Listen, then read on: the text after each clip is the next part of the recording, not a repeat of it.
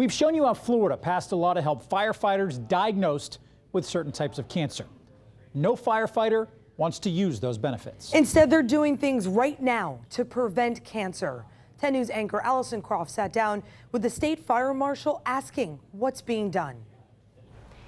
You talk a lot about how, yes, this is now law, but there are a lot of preventative measures that need to happen at the same time. And we're seeing that all over the state fire departments, and they're doing it on their own. The profession for decades has had this image that the more soot, the more scars, the more dirt, the rougher, the tougher, the more courageous you were. All that is got to be, history. Because now it's about decontamination, it's about cleanliness, it's about treating your body and ensuring that the contaminants that, God forbid, you have been in touch with don't deteriorate your own life.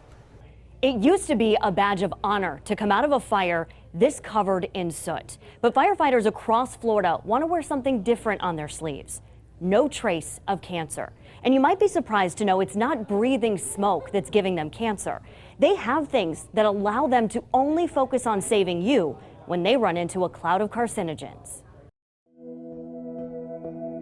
Change is hard for all of us. Every firefighter here at East Manatee has a sticker, to remembrance of Ed. But as more firefighters around our state have a personal story, that's why this is so important to me, because my partner, Willie Glass, a number of years ago, who's my age and is very healthy, very active individual with no family history, suddenly came down with leukemia. Change is becoming easier. We know that there's direct correlation between the exposures, the environments that we're in, and the effects of cancer. The state gave about 4,000 of these gross decontamination buckets to 405 fire stations. They contain items for firefighters to clean themselves and their gear before returning to their fire stations. Some agencies like Lakeland are moving to a clean cab for their trucks where the gear is kept separate from the crews. The goal with a clean cab is to eliminate the nasty stuff, the carcinogens that we're exposed to from the cab of the truck and get them out. They even have foot washing stations to make sure the firefighters aren't bringing those carcinogens into the fire station. And if they're sent out on another call, firefighters will need clean gear to change into. Agencies like Seminole make sure to keep dirty and clean gear separate. They also have extractors that can clean bunker gear. We never want them to take their gear or their uniforms home to their family. You don't want a dirty uniform mixed in with your kid's soccer uniform. That's just not what you want to do. Keep it here at the fire station, clean it here, and use it here. Seminole has an extra set of bunker gear for each firefighter, and everyone gets 2 hoods. When one is dirty, they grab another. We actually saw a lot of neck cancers over the course of the last several decades, and we're thinking that that may have been where those cancers were coming from. Hoods that weren't cleaned, products of combustion and carcinogenic materials sitting on those hoods. Hillsborough County Fire is testing and helping to develop new hoods that will block cancer-causing elements, protect firefighters from the heat of the blaze, but also takes into account the Florida heat.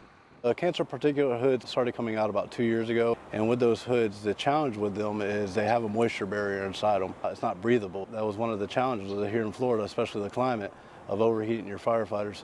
With having the moisture barrier inside them, make it very hard to communicate and hear fellow firefighters inside of a fire. A new hood developed here in the Bay Area could help all firefighters in the state. All steps toward lowering the number of cancer-related deaths of our firefighters. OSHA tells us that 1.5 teaspoons of carbon black, which is essentially like charcoal that you might see, when that is mixed with carbon monoxide and hydrogen cyanide, those are immediately dangerous to life and health. That creates a new substance that is very much a carcinogen. It's very dangerous. Even though this change is a process, changing to a clean badge of honor is worth it. Right now at WTSP.com/firefighters, you'll find this interactive map. You can click on the icons to see what's being done at fire agencies in your neighborhood. Let's take a look at Madeira Beach. Hey, Allison. At Madeira Beach Fire Department, they are trying out what they call a temperature-controlled decontamination chamber. It's really just a sauna, and they say it's working. There's stuff like that taking place at agencies all across Tampa Bay.